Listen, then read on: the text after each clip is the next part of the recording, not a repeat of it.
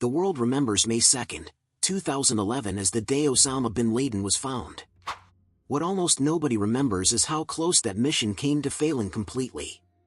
Today, we're breaking down the exact reasons this became one of the most dangerous military missions in U.S. history. For years, the trail simply ended. Every method the CIA had relied on for a decade of manhunts, phone intercepts, email traces, satellite pings, hit the same wall. Nothing. Analysts would chase a lead for months, cross-reference it against known associates, run it through every database available, and still come up empty. It wasn't that bin Laden was hard to find. It was that he had, in every technical sense, disappeared entirely. That kind of silence does something to an intelligence operation. It breeds doubt. By the mid-2000s, some officials had quietly begun to wonder whether he was even alive. There was a reason for the silence, and it wasn't luck. Bin Laden had drawn a hard lesson from his earlier years in Afghanistan, when American intelligence had tracked his satellite phone calls across mountain ranges with unsettling precision. He never repeated that mistake. The compound he eventually settled into, in the quiet town of Abbottabad, had no internet line running to it. No landline. No cell tower registration tied to anyone inside. For a man built almost entirely out of digital ghosts in the American imagination, the reality was strangely analog, closer to a household from decades earlier than a hideout of the world's most hunted terrorist. So the frustration inside Langley wasn't really about bin Laden being clever.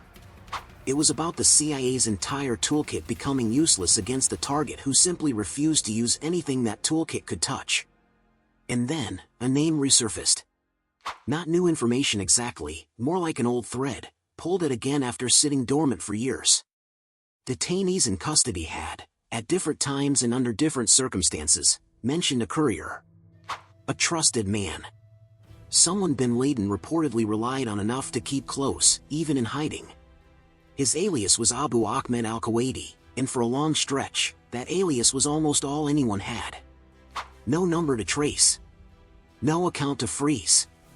Just a name, and the faint hope that a name could still lead somewhere in a world that had otherwise gone digitally dark. It did.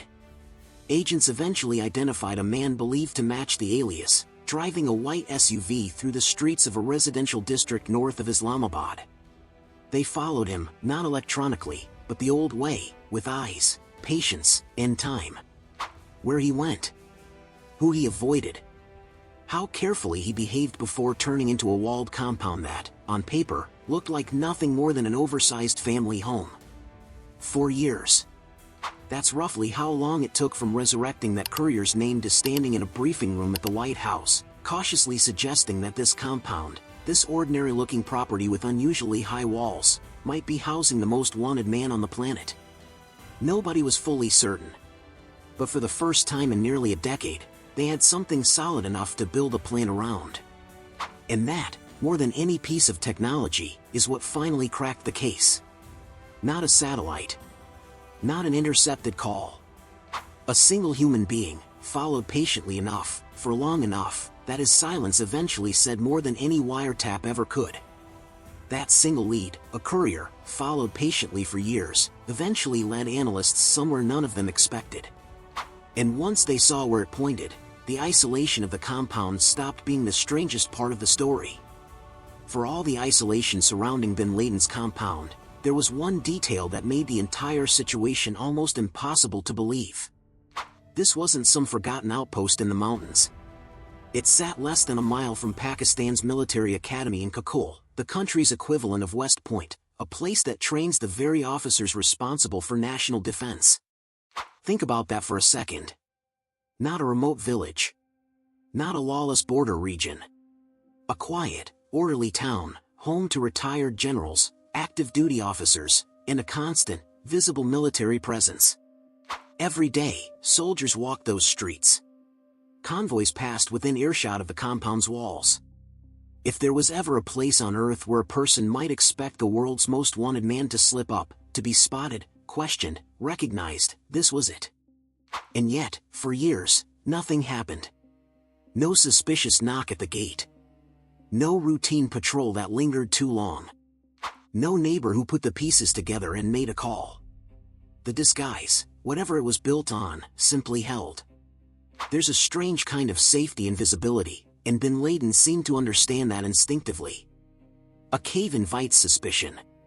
A quiet residential compound near a military academy invites the opposite, the assumption that nobody dangerous would ever be foolish enough to hide there. That assumption was the entire plan. And for the better part of 6 years, it worked exactly as intended. But that same proximity, the very thing that had kept him hidden, was about to become the single greatest threat to the mission meant to end it. Because you don't send elite operators into sovereign Pakistani territory, this close to a military installation, without confronting one uncomfortable question: what happens if they're seen? Pakistan is a nuclear power. Its military doesn't take kindly to foreign special forces conducting unauthorized raids inside its borders, least of all within earshot of one of its most important training institutions. A single miscalculation, one alert soldier, one radio call made a few seconds too early, and this stops being a counterterrorism operation. It becomes an international incident between two nations, one of which has nuclear weapons and every reason to interpret an unannounced night raid as an act of war. That is the risk American planners were sitting with in the weeks before the operation. Not just whether they'd find bin Laden. Whether finding him might cost far more than anyone back in Washington was prepared to pay. If a story like this, the kind most people were never told in full, is holding your attention, this channel exists to keep telling them. Subscribing helps us keep digging into the moment's history left out of the headlines. The risk of exposure was one thing. What happened next was something else entirely, because even if the ground stayed quiet, nobody could guarantee the mission itself would survive its own execution. It was just after 1 a.m. local time on May 2, 2011, when two Black Hawk helicopters lifted off from a base in Jalalabad, Afghanistan, and turned toward the Pakistani border. Inside them were 23 Navy SEALs from the Naval Special Warfare Development Group, the unit most people know only by an older name, one the military itself doesn't officially use anymore. They flew low, hugging terrain to avoid radar, crossing into sovereign airspace uninvited and unannounced. The helicopters themselves were something few people outside a small circle of engineers had ever seen. Modified for stealth, their rotors reshaped, their surfaces treated to reduce noise and radar signature. On paper, they were the perfect tool for a mission that depended entirely on silence. There was just one problem.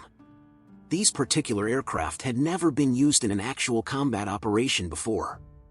Every test had happened in controlled conditions, on practice ranges, under circumstances engineers could account for in advance. Abbottabad would be the first real trial, and there would be no second attempt if something went wrong. For nearly 90 minutes, nothing did. The team crossed into Pakistan undetected. No alarms. No scrambled jets. No radio chatter suggesting anyone below had noticed two aircraft slipping through the dark toward a quiet residential compound. By the time they approached the compound itself, everything had gone according to plan, which, in an operation built on this many variables, was itself almost unsettling. Plans that go too smoothly have a way of running out of luck exactly when it matters most. It ran out as the lead helicopter began its descent into the compound's courtyard. The walls surrounding the property, built high enough to shield the compound from outside eyes, created a kind of pocket, warmer air trapped inside, circulating differently than the pilots had modeled. Combined with the aircraft's unfamiliar aerodynamics, it was enough. The helicopter lost lift. It didn't crash so much as settle hard, its tail catching one of the courtyard's outer walls before the pilot forced it down in a controlled, ugly landing, the kind that ends a mission on paper, but not, as it turned out, in practice. For a few seconds, the entire operation hung on what the team inside that helicopter did next. Panic would have ended it. Instead, they did the only thing years of training had prepared them for: they adapted, exited the aircraft, and began the mission on foot, as though the plan had called for this all along. It hadn't. But by then, there was no time left to consider what might have happened if it had gone differently, only what came next, inside the walls of a compound 6 years in the making. The team adapted. The mission continued. But everything that happened next, every door breached, every room cleared, rested on an assumption nobody in that courtyard could actually confirm. Most people assume the CIA knew, with total certainty, that Osama bin Laden was inside that compound before the order to strike was ever given. That's the version of the story that makes sense in hindsight. It's clean. It's satisfying. And it isn't quite true. The reality, laid out for President Obama in the weeks before the raid, was far less comfortable. Intelligence officials put the odds that bin Laden was actually living inside that compound somewhere between 60 and 80%. Not a certainty. Not even close to one. Just a strong probability, built from years of circumstantial evidence, a tall, secretive man who paced the compound's garden but never left its walls, a family structure that matched what analysts expected, a courier whose loyalty made sense only if he had something extraordinary to protect. No photograph confirmed it. No intercepted call, no fingerprint, no definitive piece of evidence placed bin Laden's face inside those walls. There was only a pattern, one convincing enough to act on, but not convincing enough to guarantee. That gap between probably and certainly is where the real weight of this decision lived. Because a raid like this doesn't happen quietly. It risks Pakistani lives, American lives, and the entire diplomatic relationship between two nuclear-armed nations, all based on a number that left room, however small, for being wrong.